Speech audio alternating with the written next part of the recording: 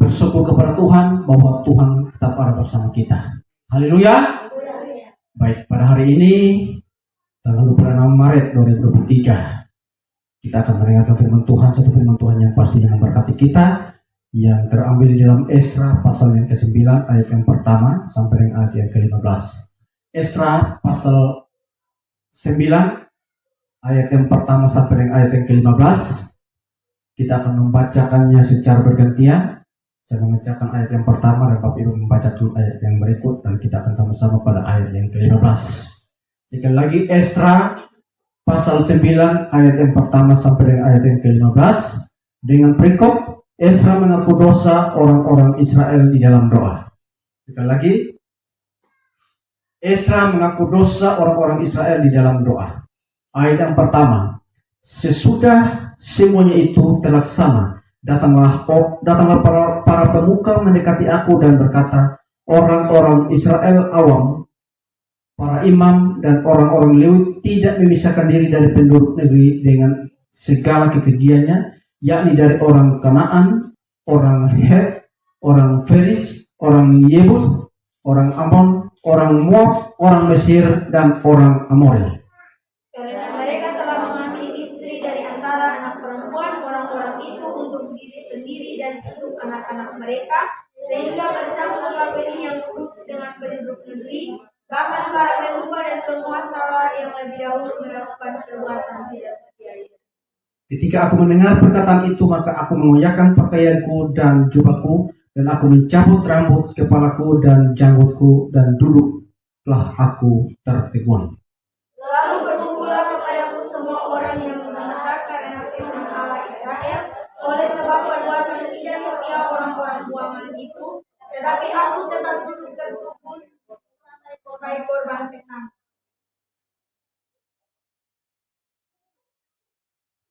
Pada waktu korban petang, bangkitlah aku dan berhenti menyiksa diriku. Lalu aku berlutut dengan pakaianku dan jubahku yang koyak-koyak sambil menadahkan tanganku kepada Tuhan Allahku. Dan kataku, ya Allahku, aku malu dan mendapat sehingga tidak berani kepadamu. Ya Allahku, karena dosa kami telah menumpuk menatasi kepala kami, dan kesalahan kami telah menumpuk kami. Bersama nenek moyang kami sampai hari ini kesalahan kami besar, dan oleh karena dosa kami maka kami sekalian dengan raja-raja dan imam-imam kami diserahkan ke dalam tangan raja-raja negeri dan ke dalam kuasa pedang, ke dalam penawanan dan penjarahan dan penghinaan di depan umum seperti yang terjadi sekarang ini. Dan sekarang baru saja kami alami kasih karunia daripada Tuhan Allah kami yang menyusulkan pada waktu orang-orang yang terluput dan memberi kami menetap sehingga Allah kami membuat kami bersalah dan memberi kami sedikit kelegaan di dalam karena sungguh pun kami menjadi budak, tetapi di dalam perbudakan itu kami tidak ditinggalkan Allah kami. Ia membuat kami disayangi oleh raja-raja Persia, raja-raja negeri Persia, sehingga kami mendapat kelegaan untuk membangun rumah Allah kami dan menegakkan kembali reruntuhannya, dan diberi tembok pelindung di Yehuda dan di Yerusalem. Tetapi sekarang ya Allah kami, apa yang akan kami lakukan dalam semua itu? Karena kami telah melakukan perintah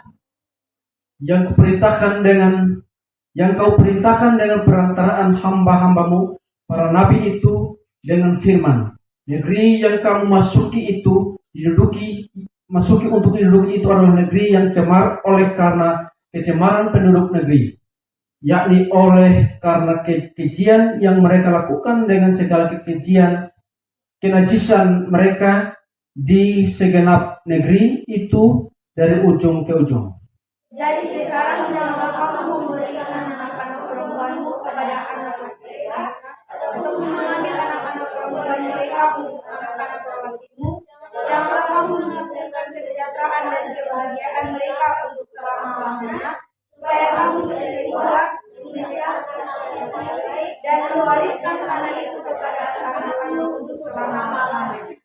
Sesudah semua yang kami alami oleh sebab perbuatan kami yang jahat dan oleh sebab kesalahan kami yang besar, sedangkan Engkau, ya Allah kami, tidak menghukum setimpal dengan dosa kami dan masih mengaruniakan kepada kami orang-orang yang terluput sebab sebanyak ini.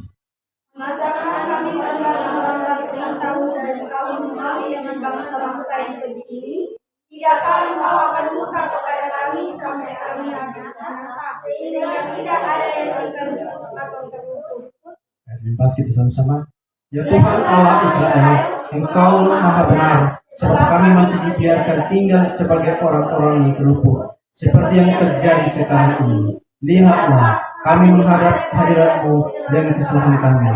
Bahwasanya dalam keadaan demikian, tidak mungkin orang tahan berdiri di hadapan-Mu. Haleluya.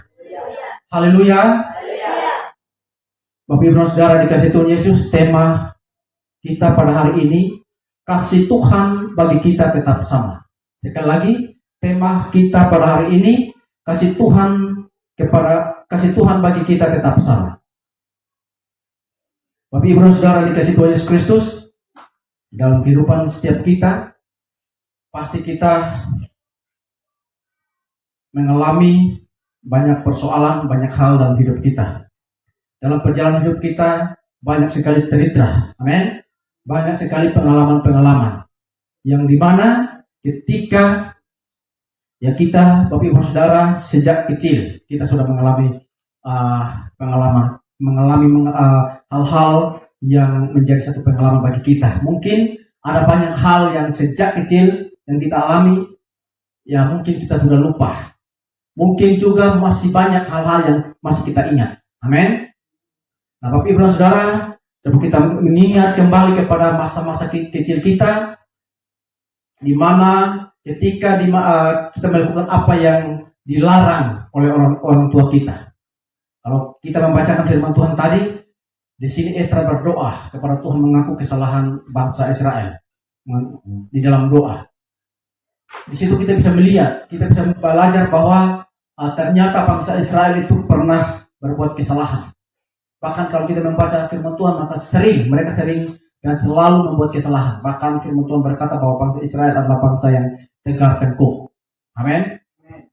Bapak Ibu Saudara yang dikasihi Tuhan Yesus Kristus, dari firman Tuhan ini kita bisa belajar. Dicontohkan, misalkan waktu kita masih kecil, kita tidak mengerti, kita tidak tahu tentang hal-hal baik dan hal-hal yang buruk. Kita belum mengerti, kita belum memahami apa saja yang harus kita lakukan, apa saja yang tidak boleh dilakukan. Lalu disitulah kita diajar, kita dididik, kita dibimbing oleh orang tua kita, oleh kakak kita. Amin.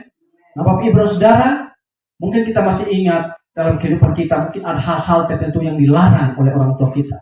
Tidak boleh mandi di kali, tidak boleh naik pohon, tidak boleh main di jalan yang ramai kendaraan, tidak boleh buat ini dan itu. Lalu disitulah kita, ketika kita dilarang, dan kita secara pribadi, karena ketidaktahuan kita tidak memahami, kita tidak mengerti apakah itu baik dan apakah itu tidak baik. Lalu disitulah kita berkeras kepala, kita mulai memaksakan kehendak kita, lalu sampai orang tua kita bisa memukul kita, mencubit kita, bisa memarahi kita. Lalu dalam hati kita, orang tua kita ini jahat, kakak kita ini jahat, guru kita ini jahat, dan seterusnya. Seringkali kita melakukan hal yang sama. Bahkan kalau kita bisa melihat, seringkali ada jemaat-jemaat tertentu yang memberontak terhadap pemimpin. Karena ketika pemimpin mengarahkan mereka, mengajarkan kepada kita tentang hal kebenaran, melarang kita untuk melakukan dosa, menegur kita yang melakukan dosa, terikat dengan dosa, mereka menegur kita. Kita anggap pendeta itu jahat. Sering terjadi kita lihat itu. Bukan hanya kepada anak-anak kecil, Bapak Ibu Saudara, tapi juga kepada orang-orang yang sudah dewasa sekalipun. Bahkan ada juga jemaat-jemaat yang sudah beberapa tahun ikut dalam pelayanan, tapi mereka juga bisa saja tersinggung, mereka marah ketika ditegur. Ketika mereka terikat dengan dosa, melakukan dosa, lalu ditegur. Sudah pasti orang yang menegur itu, dia menegur atas dasar kasih. Amin. Orang tua kita melarang kita buat apa-apa saja yang di mana mereka melarang supaya kita tidak boleh melakukan itu. itu pasti atas dasar karena kasih. Amin. Mereka lebih tahu tentang kita. Mereka mengajari kita, jangan buat ini. Tidak boleh bermain jauh-jauh. Tidak boleh pergi tidur di rumah teman tanpa seizin orang tua. Tidak boleh ikut acara ini. Tidak boleh ikut acara itu dan seterusnya. Ada banyak hal yang sudah tentu dilarang oleh orang tua kita. Mereka memaksakan supaya kita harus makan ini. Mereka memaksakan menuntut kita supaya apa, kita harus minum obat ketika kita sakit. Mereka memaksakan supaya kita harus bersekolah. Mereka memaksakan supaya harus belajar. Memaksakan supaya harus tidur siang dan seterusnya. Ada begitu banyak contoh, amin, yang dimana ditegaskan oleh orang tua kita atau dilarang oleh orang tua kita. Namun di dalam hal itu seringkali kita tidak memahami sehingga kita menganggap itu satu kejahatan. Kita menuduh orang tua kita jahat. Saya kasih contoh. Dulu waktu saya masih SD, saya tidak mau sekolah. Saya dipukul, saya dimarahi, saya dipaksa dituntut untuk harus bersekolah. Dan jujur, waktu itu saya sebagai anak kecil, saya menuduh, saya menganggap orang tua saya jahat. Tapi setelah saya sudah sampai SMA, dan saya tahu pasti bahwa saya tidak bisa kuliah karena memang alasan ekonomi keluarga, orang tua yang tidak mampu memberikan saya kuliah, membiayai saya kuliah. Maka disitulah saya mulai timbul penyesalan. Saya mulai sadar bahwa ternyata pendidikan itu sangat penting. Amin. Seringkali kita mengalami hal itu. Tadi saya sudah mengatakan, waktu orang tua kita melarang, ketika masih anak-anak, jangan main game, jangan main HP, jangan dulu punya HP dan seterusnya. Kalau kita paksa, kita anggap itu jahat. Kita minta motor, kita minta segala sesuatu, belum dikasih, kita anggap mereka jahat. Setelah itu baru kita sadar bahwa ternyata orang tua saya benar. Tapi dulunya, sebelum itu kita menganggap orang tua kita jahat. Haleluya. Tapi saudara yang dikasih Tuhan Yesus, nah bagaimana reaksi orang tua kita waktu ketika mereka melarang kita, mereka memerintahkan kita, mengharuskan kita buat sesuatu. Mungkin saja mereka menakutkan bagi kita. Wih, waktu sudah datang mereka ketemu. Lari, kamu sembunyi. Anggaplah orang tua kita itu adalah pribadi yang menakutkan. Dia itu guru yang menakutkan. Dia pendeta yang menakutkan, hamba Tuhan yang menakutkan, karena nanti dia tegur. Dia sebagai pemerintah yang menakutkan, karena dia tidak melarang segala macam. Lalu kita mulai menghindar, karena ada kemarahan yang amat sangat dari orang tua terhadap kita, menyakitkan hati kita, dan ada tangisan atau air mata. Kita sering menangis, kita sering marah, dendam. Ada orang tua, ya ada anak-anak muda ketika dilarang untuk berbuat kejahatan. Mereka marah, mereka melawan orang tua. Bahkan ada banyak yang juga bisa memukuli orang tua. Ada orang tua yang dibunuh hanya karena apa? Melarang anak-anaknya buat ini, buat itu. Melarang. Dan di situ Bapak Ibu Saudara, kita mulai menangis, kecewa, kita mulai dendam, kita menuduh, menganggap, memvonis orang tua kita jahat, kakak kita jahat, guru kita jahat, pendeta kita jahat, dan lain sebagainya. Mengapa hukuman secara semacam itu terjadi? Karena kita melakukan hal yang salah, bahkan yang sangat berbahaya bagi diri kita sendiri, dan oleh karenanya kita mendapatkan hukuman. Jadi seringkali saya pastikan bahwa kita pernah dihukum oleh orang tua kita. Amin. Dimarahi oleh orang tua kita. Suruh bekerja, tidak mau bekerja, lalu dihukum. Tidak boleh main jauh-jauh, kita main jauh-jauh, main di tempat yang ramai dengan kendaraan. Kita melarang, kita melawan, lalu kemudian kita dihukum. Kalau kita melakukan hal-hal yang membahayakan diri kita sendiri. Contohnya, tidak mau sekolah, dihukum, dipukul. Kadang-kadang anak-anak ya waktu dulu dipukul dari rumah sampai di sekolah. Tarik, paksa untuk harus sekolah. Kita bilang mereka jahat. Tapi pada dasarnya mereka melakukan itu karena sungguh-sungguh mengasihi kita. Mereka tahu bahwa tidak bersekolah itu akan membahayakan masa depan kita. Itu akan merusak masa depan kita. Masa depan kita akan terganggu, akan hancur. Tidak boleh dulu pacaran dan seterusnya. Tidak boleh bergaul bebas. Jangan merokok, jangan mabuk, jangan berjudi. Kita tidak mau mendengar. Padahal itu disampaikan untuk diri kita sendiri. Tapi seringkali kita menuduh orang tua kita jahat. Guru kita jahat. Kakak kita jahat. Orang tua asuh kita jahat. Mereka mengasihi kita adalah orang jahat. Namun setelah air mata berhenti, setelah kita sadar, rasa sakit hilang dan amarah reda, kita sadar bahwa orang tua kita benar. Amin. Guru kita benar. Pendeta kita benar. Karena banyak orang yang nanti sudah sadar, sudah mulai rasa sakit itu sudah mulai hilang, mulai di saat tertentu, mulai sakit, mulai rasa lapar, mulai dalam penderitaan, baru mulai sadar bahwa ternyata mereka benar. Haleluya. Kita perlu disiplin. Oleh sebab itu kita melakukan yang salah dan berbahaya, dan karena itulah kita layak dihukum. Itu sebabnya kita perlu mengingat kembali mengapa orang tua kita menghukum kita, karena mereka sangat mempedulikan dan mengasihi kita. Sebab mereka tidak ingin kita terluka atau mengalami celaka oleh karena kesalahan kita sendiri. Amin. Sudah pasti siapapun dia, orang tua, sekalipun orang tua kita mungkin tidak berpendidikan, tapi mereka sungguh mengasihi kita. Amin. Ketika saya bercerita dengan seorang bapak, ya, bapak ini terkenal dengan saya orang penjudi, tetapi beberapa tahun ini karena dia mulai celaka, ketika kami cerita, dia bilang, bapak, dia bilang sama saya, mulai beta sakit. Beta sudah pernah main judi lagi. Sekarang beta hanya cari tempat persekutuan. Beta hanya pergi ibadah. Kalau persekutuan terlalu jauh, beta sudah ikut karena memang beta punya kepala sakit. Karena gangguan saraf. Tapi kalau persekutuan yang dekat-dekat, saya ikut. Gereja saya pergi. Lalu dia bilang begini, dulu beta hanya main judi. Tapi kalau beta dapat uang sedikit, beta beli tanah. Beli tanah banyak-banyak. Beli tanah dengan harga ratusan ribu. Tanah hanya 5 juta. Beli tanah dengan 4 juta. Dan sekarang anak-anaknya ada yang sudah polisi.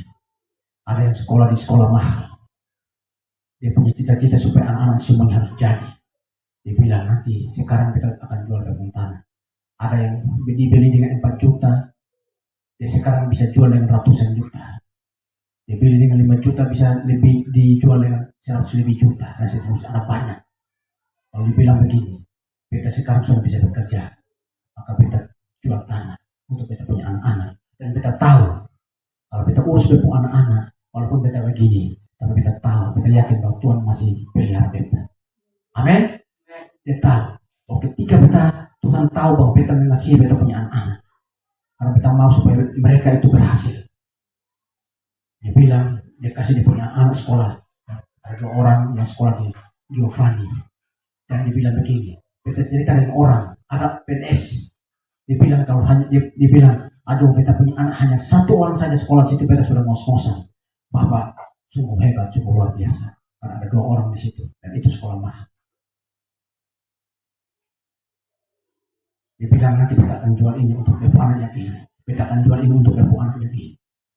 Kenapa dia lakukan itu? Karena dia mengasihi. Sekalipun saya merenungkan begini, sekalipun bapak ini waktu masih muda, masih kecil sampai masa tuanya dia tidak pernah gereja, dia hidupnya dengan judi, tapi dalam hatinya dia sungguh-sungguh mengasihi anak-anaknya. Amin. Haleluya. Maka di sini Bapak Ibu Saudara kita tahu bahwa orang tua kita pasti mengasihi kita. Amin. Kalau mereka melarang, kalau mereka menegur, kalau mereka mengharuskan kita buat sesuatu, itu dasarnya adalah kasih. Amin. Memang orang tua kita punya keterbatasan. Mungkin mereka ada yang tidak sanggup untuk kasih kuliah. Mereka hanya sanggup untuk kasih makan kita. Mungkin kita tidak sempat sekolah. Karena mereka punya kesanggupan hanya untuk kasih makan kita. Mereka hanya punya kesanggupan supaya kita hanya sampai tamat SMA. Tapi saya percaya bahwa tetap mereka punya kasih. Amin. Dan ketika kita melanggar itu, mereka menghukum kita bukan karena mereka membenci kita, bukan karena mereka jahat, tapi mereka mau menghukum kita karena mereka mengasihi kita. Haleluya. Dalam kitab Esra ini diceritakan bahwa bangsa Israel berdosa terhadap Tuhan dengan cara mengadopsi praktik yang memuakkan dari bangsa-bangsa yang ada di sekitar mereka. Dan kita sudah melihat Tuhan melarang mereka untuk mengawini atau menikahi orang-orang yang ada di negeri itu, di Kanaan, di orang Amon, orang Amori, dan seterusnya. Tidak boleh menikahi mereka. Karena orang-orang Israel itu sudah dikuduskan. Amin. Oleh Tuhan. Mereka sudah dipisahkan, dikhususkan untuk tidak boleh dicemar. Amin. Tapi mereka, kalau kita membaca firman Tuhan tadi, maka mereka melanggar perintah Tuhan. Melanggar yang namanya larangan Tuhan itu. Mereka memberontak terhadap Tuhan.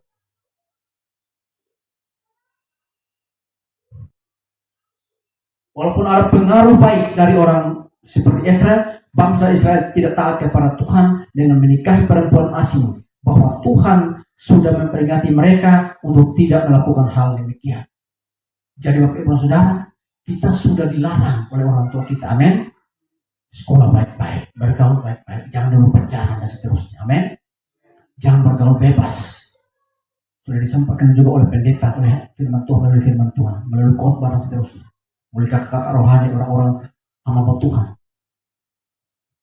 Kita tetap keras kepala. Kita tetap melakukan itu. Sudah ada orang-orang baik yang punya pengaruh baik. Seperti Esra, dia punya pengaruh dia punya pengaruh yang positif. Amin. Sama seperti contohnya kita di sini. Sudah firman Tuhan sudah larang. Jangan mabuk, jangan bergaul bebas, jangan pacaran bebas. Orang-orang terus masih melakukan itu. Dan kita sebagai anak Tuhan sudah menjadi contoh. Kita punya pengaruh yang positif. Amin. Kita sudah sampaikan kepada mereka. Kita sudah menunjukkan kehidupan yang baik kepada mereka. Namun mereka pun tidak pernah tidak pernah menyadari itu. Justru mereka menuduh kita ini orang jahat. Justru mereka menuduh kita ini sebagai penyesat, sebagai orang-orang yang membuat kerusuhan, membuat kegaduhan, membuat keresahan dan seterusnya. Mereka tidak melihat itu. Mereka melihat dong berbeda, dong itu jahat, dong berpisah dari kita, dong itu penyesat, dong itu pengganggu. Dan dulu kita sudah satu, tapi gara-gara mereka kita sudah pecah belah.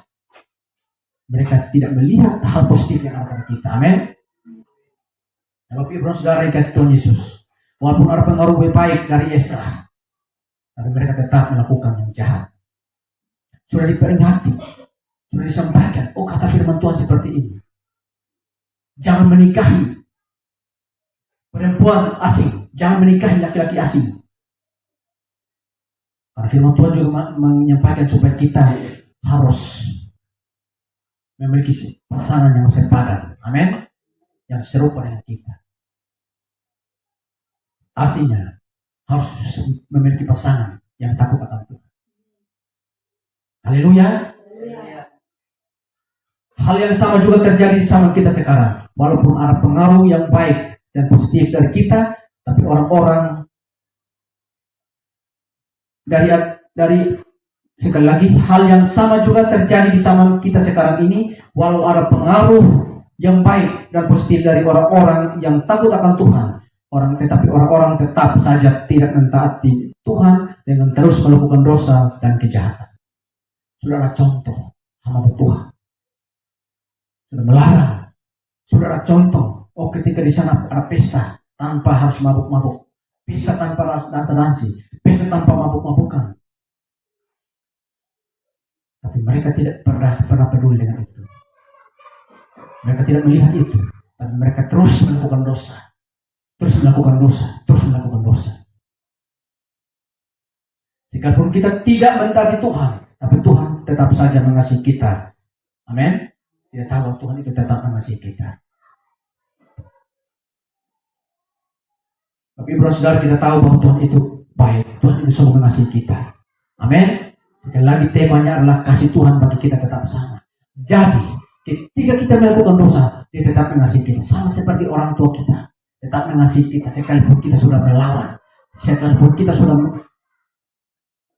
membenci mereka, kita sudah memberontak terhadap mereka, Salah satu contoh anak yang hilang. Ketika dia meminta datang kepada bapaknya, berikan kepadaku bagian hartaku, diberikan kepada dia. Dia pergi hidup foya-foya. Ketika dia menyadari keadaannya, di dalam penderitaannya, maka dia datang kepada Tuhan, datang kepada bapaknya. Dia mengakui dosanya. Dia bilang, Bapak, aku telah berdosa kepada Bapa dan telah berdosa terhadap surga. Firman Tuhan mengatakan bahwa ketika dia masih jauh, bapaknya melihat dia, menyambut dia. Amin. Dan dia mengundang semua saudara-saudaranya untuk datang dan bersyukur. Haleluya. Bapak Ibu dan Saudara yang dikasih Tuhan Yesus, kita tahu bahwa sekalipun kita jatuh dalam dosa, tapi Tuhan tetap mengasihi kita. Amin. Sekalipun kita tidak mentaati Tuhan, Tuhan tetap saja mengasihi kita.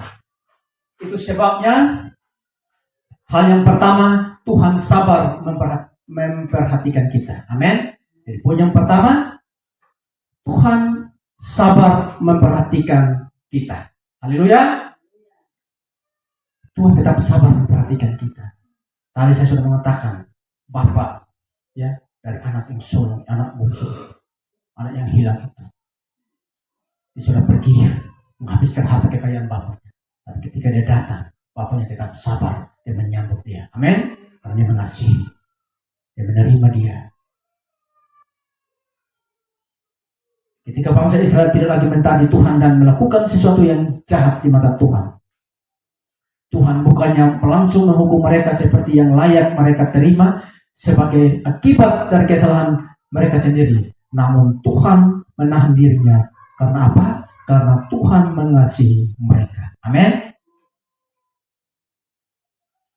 Karena Tuhan mengasihi. Tuhan bilang sama Adam dan Hawa, jangan makan atau menyentuh buah yang dilarang. Mereka tetap berkeras kepala. Mereka memakan buah itu. Tuhan bilang, saat engkau makan, engkau akan mati. Pada kenyataannya, Tuhan tidak membunuh mereka. Karena Tuhan tetap mengasihi mereka. Memang Tuhan membuang mereka, tapi Tuhan tetap mengasihi mereka. Haleluya. Ketika Kain membunuh Habel, lalu Habel itu dibuang, hidup mengembara, dia berkata, dia protes kepada Tuhan, hukumanku tidak setimpal, sebab ketika orang bertemu dengan aku, mereka akan membunuh aku. Tuhan bilang apa? Mereka tidak membunuh kamu. Kalau mereka membunuh kamu, maka mereka akan dituntut oleh Tuhan. Amin. Itu bukti bahwa sekalipun kita jatuh dalam dosa, Tuhan tetap mengasihi kita. Amin. Bukan berarti bahwa dari kesabaran Tuhan itulah kita terus hidup dalam dosa. Tidak. Amin. Haleluya. Sebagaimana surat Paulus berkata, Tuhan tidak menghendaki seorang pun binasa, melainkan semua berbalik dan bertobat. 2 Petrus 3 ayat 9. Satu orang bacakan. 2 Petrus 3 ayat 9. 2 Petrus 3 ayat 9.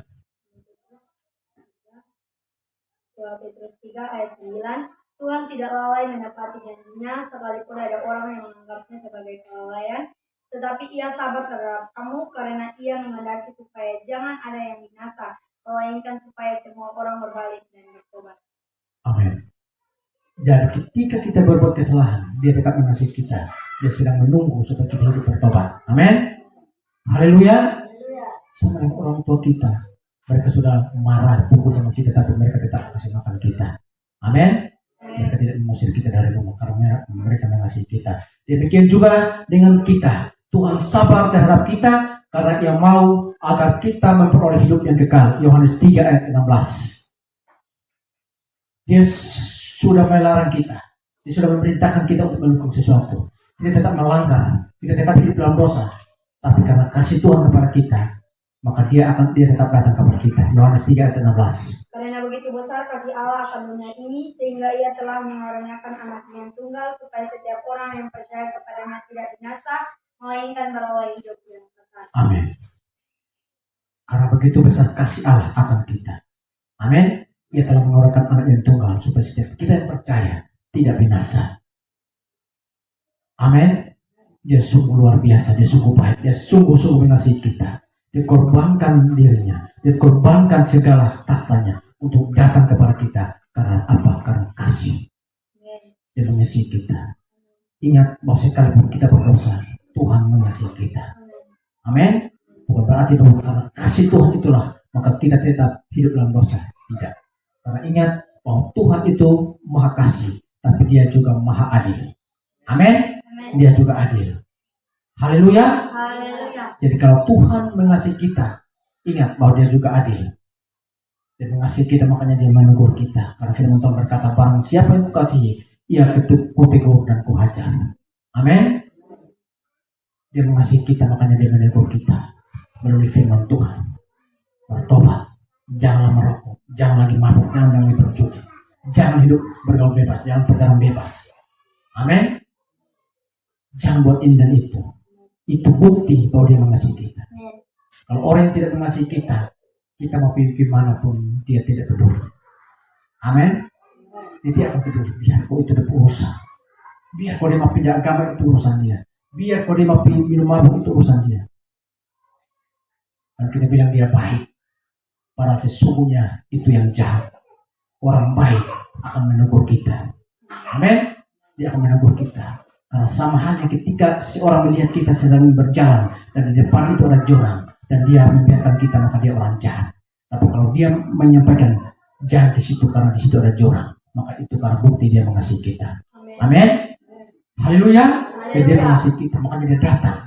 Dia bukan hanya menyampaikan firman Tuhan melalui para nabi, tapi dia datang dari surga.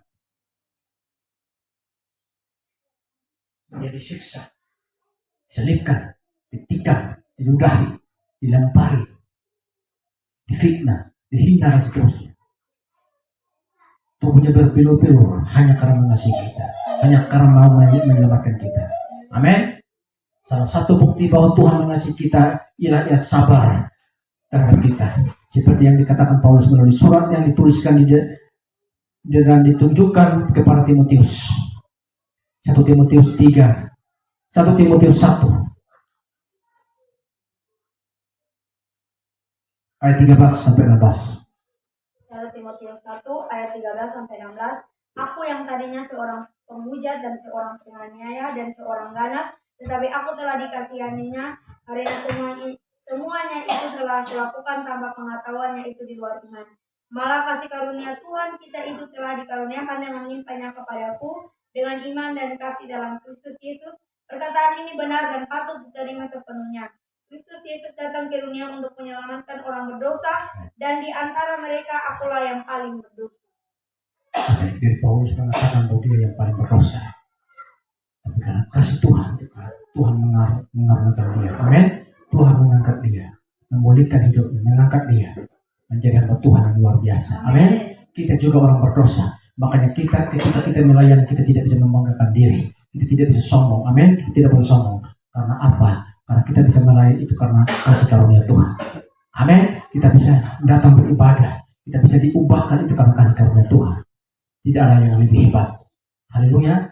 Pendeta tidak hebat, lebih hebat dari jemaat. Apalagi jemaat tidak mungkin dia lebih hebat dari pendeta. Haleluya. Orang yang suka protes terhadap pendeta itu merasa diri lebih hebat dari pendeta. Namun saya percaya bahwa tidak demikian. Saya punya prinsip, ya. Ada orang yang mengatakan bahwa pendeta kita bodoh, pendeta kita tidak jahat dan seterusnya.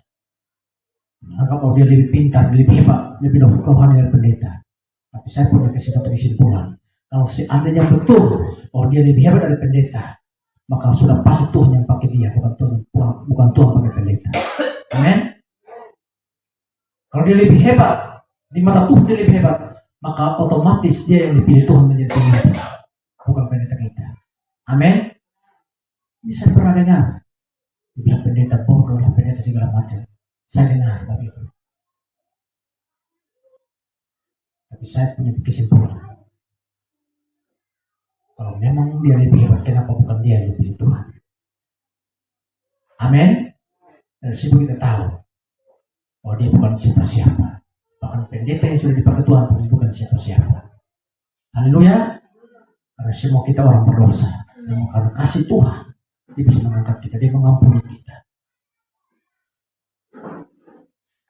Tuhan kita sungguh baik. Sebagai orang yang paling berdosa, Paulus merasakan bahwa Tuhan Yesus menunjukkan seluruh kesabaran baginya. Amin. dia merasa saya paling berdosa. Tapi karena kesabaran Tuhan, Tuhan tidak membunuh dia saat dia membunuh hamba Tuhan. Karena kalau kita membaca dalam kisah tentang Paulus, maka di situ kita akan temukan bahwa Paulus ini seorang yang paling jahat, mungkin paling jahat di dunia. Karena apa? Dia mencari, dia setiap hari berkeliling, dia mencari. Kalau ada orang yang percaya Yesus, dia masukkan ke penjara. Kalau ada orang yang percaya Yesus, mengikuti Yesus, dia bunuh. Dia bunuh banyak orang. Makanya ketika dia sudah bertobat sekalipun, murid-murid Yesus belum percaya bahwa dia sudah bertobat. Ada yang mengatakan bahwa dia ini munafik. Mungkin dia ini hanya menyamar untuk menangkap kita. Haleluya. Begitu jahatnya Paulus. Orang percaya Yesus, dia masuk ke penjara, dia ikat, dia seret, dia bunuh. Tapi karena kesabaran Tuhan, dan itu diakui oleh Paulus. Amin. Kita juga orang jahat. Mungkin kita tidak sejahat Paulus yang membunuh, tapi otomatis kita orang berdosa. Kita pernah tinggal dalam dosa, kita pernah terikat dengan dosa, kita pernah hidup menikmati dosa. Tapi karena kasih Tuhan, kesabaran Tuhan, dia sabar menanti kita. Dia tidak langsung membunuh kita. Amin. Tuhan sudah berfirman kepada Adam dan Hawa, ketika engkau makan buah itu, engkau akan mati. Tapi karena kesabaran Tuhan, memang dia memberikan hukuman, tapi dia tidak membunuh. Amin. Mereka hanya mati secara rohani. Haleluya. Tapi di situ dia masih memberikan kesempatan. Tuhan sedang memberikan kesempatan bagi kita. Haleluya. Supaya kita berbalik kepada Tuhan.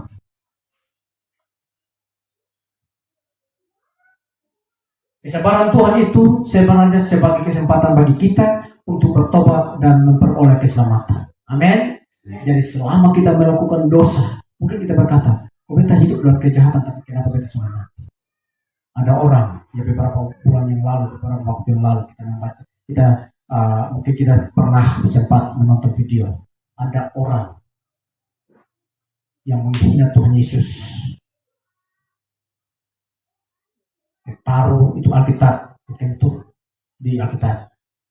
Dia mengatakan bahwa kalau Yesus Tuhan, bunuh saya sekarang. Beberapa waktu kemudian dia stroke. Puji Tuhan dia masih stroke. Artinya dia masih punya kesempatan. Amin. Untuk berbalik, meminta ampun kepada Tuhan. Dia menghina Tuhan. Dulunya orang Kristen,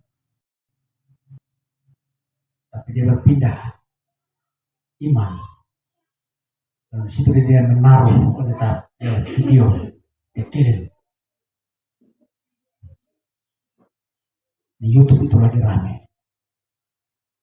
Dia mengatakan bahwa dia Tuhan. Buktikan bahwa dia Tuhan, saya akan mati. Tapi karena kasih Tuhan, Tuhan tidak langsung membunuh dia. Amin. Dia masih memberikan teguran melalui sakit penyakit stroke. Haleluya. Apa tujuannya? Supaya dia masih punya kesempatan untuk bertobat. Haleluya. Haleluya. Jadi Bapak Ibu Saudara, jangan sampai Tuhan punya kesabaran itu kita anggap sudah kita buat dosa juga kan aman-aman. Kita tetap sama seperti dulu. Kita berbuat dosa juga, kita tetap diberkati. Kita tetap naik kelas. Kita tetap sehat. Seringkali terjadi seperti itu Bapak Ibu. Kadang-kala bahkan mungkin seringkali kita menolak untuk mengakui bahwa kita salah. Dan Tuhan harus mendisiplinkan kita. Namun sebenarnya kita harus mengakui kesalahan kita di hadapan Tuhan. Karena seharusnya demikian. 1 Yohanes 1 ayat 9. Haleluya. Memang Tuhan harus mendisiplinkan kita. Tuhan harus menegur kita. 1 Yohanes 1 ayat 9. 1 Yohanes 1 ayat 9. Jika kita mengaku dosa kita, maka Ia adalah setia dan adil, sehingga Ia akan mengampuni segala dosa kita dan menyucikan kita dari segala kejahatan. Amin. Jadi Tuhan mau supaya kita mengakui dosa kita. Kalau kita sudah berbuat kesalahan, Dia mau kita mengakui dosa kita. Tadi saya sudah mengatakan anak yang hilang itu, cerita tentang anak yang hilang itu. Dia menyadari dosanya. Dia mengakui dosa. Dan dia datang kepada Bapa. Amin.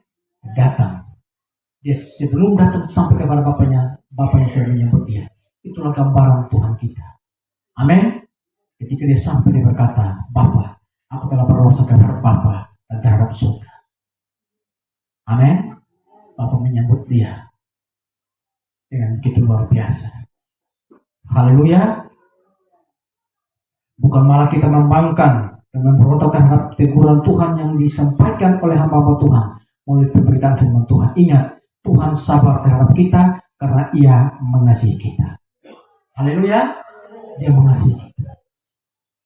Banyak orang, Bapak Ibu Saudara, Tuhan menyampaikan firman Tuhan, marah, usir hamba Tuhan, tidak boleh datang lagi, tidak boleh injak rumah saya, tidak boleh doakan saya, tidak boleh layani saya. Benci.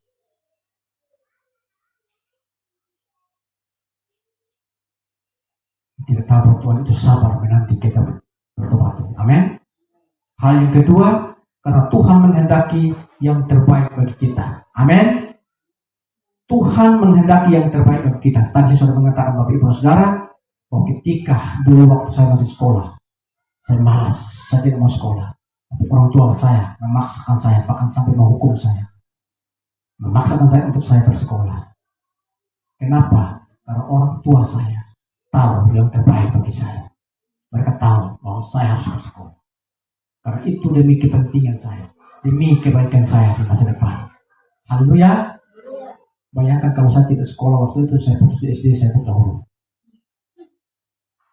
Dan tidak mungkin saya jadi kepala dusun. Karena kepala dusun harus butuh ijazah SMA. Bapak Ibu, coba cek di banyak tempat itu, mau cari kepala dusun itu susah sekali. Susah. Ada orang yang sebenarnya dia ingin sekali menjadi kepala dusun. Ada. Waktu saya mau diminta untuk menjadi kepala dusun, ada orang yang minta. Ada orang yang bilang begini, beta mau, beta sudah ada ijazah. Iya. Mau cari kepala desa, beta sudah ada ijazah. Tuhan tahu yang terbaik bagi kita. Amin. Makanya dia mau supaya kita melakukan. Orang tua kita tahu yang terbaik. Jadi kalau orang tua kita melarang kita buat ini, karena dia tahu masa depan kita, dia tahu. Amin. Amin. Dulu saya sudah honor di kantor bupati. Ketika mulai terjadi gejolak politik, saya harus berhenti. Jujur, saya benci sekali dengan pemerintah.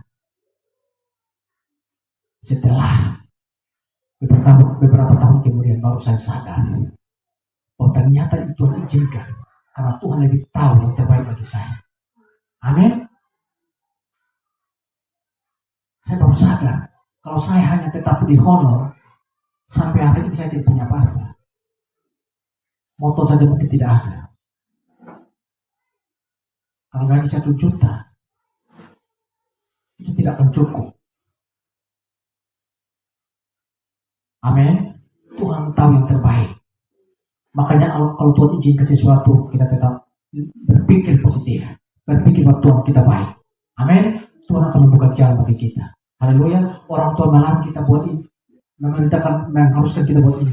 Ikut dia. Amin. Karena orang tua kita adalah orang yang baik. Haleluya. Tentunya tidak ada yang salah, bahkan tidak pernah salah dengan kehendak Tuhan bagi kita. Amin. Saya sudah mengatakan, tidak ada yang salah dengan kehendak Tuhan. Tuhan menghendaki, mengizinkan supaya saya berhenti dari tanda kontrak. Tapi Tuhan mau supaya saya memiliki satu pekerjaan yang lebih luar biasa.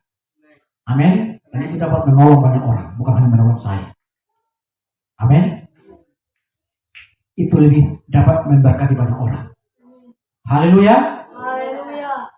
Karena kehendak Tuhanlah yang paling terbaik dibandingkan dengan keinginan kita. Walaupun mungkin tidak ada yang salah dengan keinginan kita, namun tetap saja kehendak Tuhanlah yang paling terbaik. Amin. Waktu itu Bapak Ibu Saudara, saya punya kerinduan, saya punya keinginan. Saya sudah menjadi tengah kontrak. Yang adalah pikiran saya nanti beberapa tahun kemudian saya akan diangkat menjadi PNS. Ini istri saya bilang waktu itu, kalau saya diangkat dari PNS, tahun pertama kita akan beli mobil pick up untuk pakai untuk pelayanan.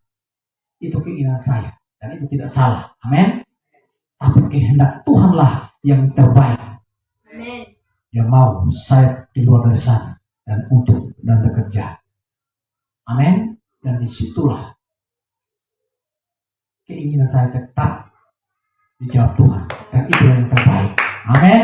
Sekali lagi, keinginan kita mungkin tidak salah, ingin membeli mobil dengan cara ini, melalui jalur ini, tapi Tuhan mau tidak, kamu harus dengan jalur ini. Amin.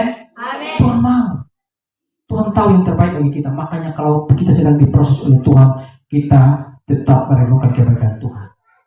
Amin. Amin. Ada kebaikan Tuhan yang ada di balik kita. Tuhan kita Tuhan yang baik. Amin. Orang tua kita, orang Allah, mereka yang terbaik. Sebagai contoh, mungkin kita tidak pernah ingin untuk ada dalam sidang ini. Kalau kita jujur Bapak Ibu, kalau kita ditanya, mungkin saja banyak orang yang tidak ingin ada di dalam pelayanan ini. Kalau mau jujur, kita tidak ingin ada dalam pelayanan ini. Yeremia 29 ayat 11. Sebab aku ini mengetahui rancangan-rancangan apa yang ada padaku mengenai kamu, demikianlah firman Tuhan, yaitu rencana damai sejahtera dan bukan rencana kecelakaan, untuk memberikan kepadamu hari depan yang penuh harapan. Amin. Haleluya. Haleluya. Jadi kalau Tuhan yang menuntun menyertai kita untuk kita ada dalam sidang ini, percayalah bahwa ada rencana Tuhan dan ada rancangan Tuhan yang indah, yang luar biasa. Rancangan Tuhan untuk masa depan kita, masa depan yang penuh harapan. Amin. Ada rancangan Tuhan yang luar biasa, yang mungkin tidak pernah kita bayangkan, yang mungkin tidak pernah kita pikirkan. Amin. Ada rancangan Tuhan, maksud Tuhan di balik semua itu. Kenapa Tuhan bawa beta di sini? Kenapa kok Tuhan sudah bawa beta ada di gereja yang sama, yang sudah ada bangunannya, yang sudah ada banyak jemaat, yang gerejanya sudah mewah? Kenapa Tuhan tidak bawa beta di sana? Karena ada rencana Tuhan. Amin.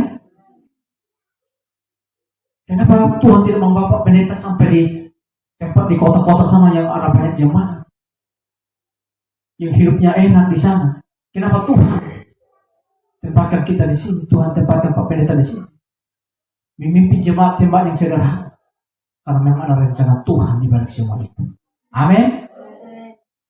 Tuhan menginginkan yang terbaik bagi kita, bagi pelayanan kita. Amin. Bagi pekerjaan kita, bagi rumah tangga kita, bagi masa depan kita, bagi kesehatan kita, bagi pendidikan anak-anak kita, dan bagi pernikahan kita semua. Amin. Makanya dilarang orang-orang Israel jangan menikahi orang luar yang bukan seiman, yang tidak percaya kepada Tuhan. Amin. Haleluya. Itu berarti tidak ada yang salah dengan hal-hal tersebut, tetapi yang menjadi persoalannya ialah ketika hal tersebut telah dilarang oleh Tuhan. Menikah itu salah atau salah?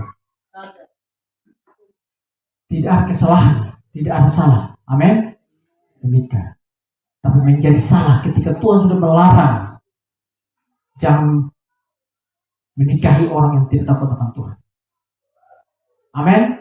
Tidak salah kita bergaul, tapi jangan sampai kita bergaul dengan orang yang membawa kita hidup tidak mengenal Tuhan. Tidak salah kita ikut pesta, tapi jangan sampai kita terlibat dalam pesta-pesta yang tidak berkenan di hadapan Tuhan. Amin. Tidak salah kita bekerja, tapi jangan sampai pekerjaan itu justru adalah suatu pekerjaan yang haram, hasil yang haram. Amin. Tidak salah.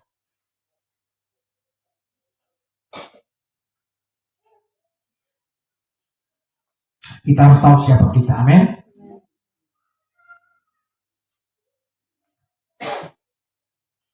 Tuhan melarang bangsa Israel untuk tidak menikahi perempuan dari bangsa asing, karena Alkitab secara khusus memperingatkan mengenai bahaya menikahi orang yang tidak memiliki iman percaya yang sama kepada Tuhan.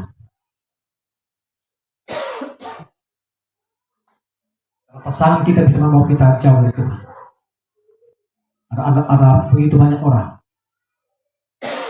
Ada orang Kristen, hamba Tuhan, ada begitu anak-anak muda, anak gadis yang awalnya melayani Tuhan dengan sungguh-sungguh,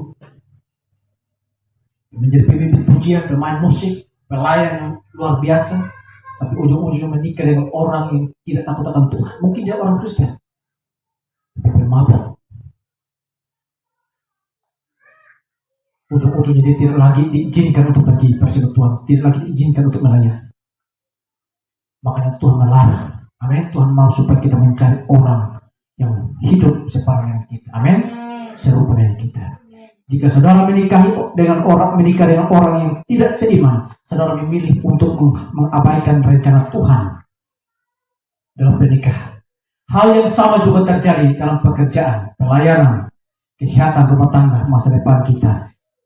Ketika kita mengabaikan semua perintah dan larangan Tuhan, kita sedang memilih untuk mengabaikan rencana dan kehendak Tuhan yang terbaik bagi kita. Haleluya. Dan Tuhan sudah bilang, jangan pikir jangan di situ. Jangan kerja di situ. Amin. Saudara jangan jual rokok. Masih paksa diri.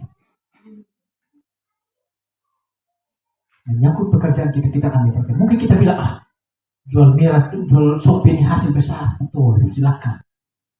Tapi ingat apa yang kita tabur itu yang kita tuai. Amin. Rokok ini kan lebih laris, lebih laku banyak.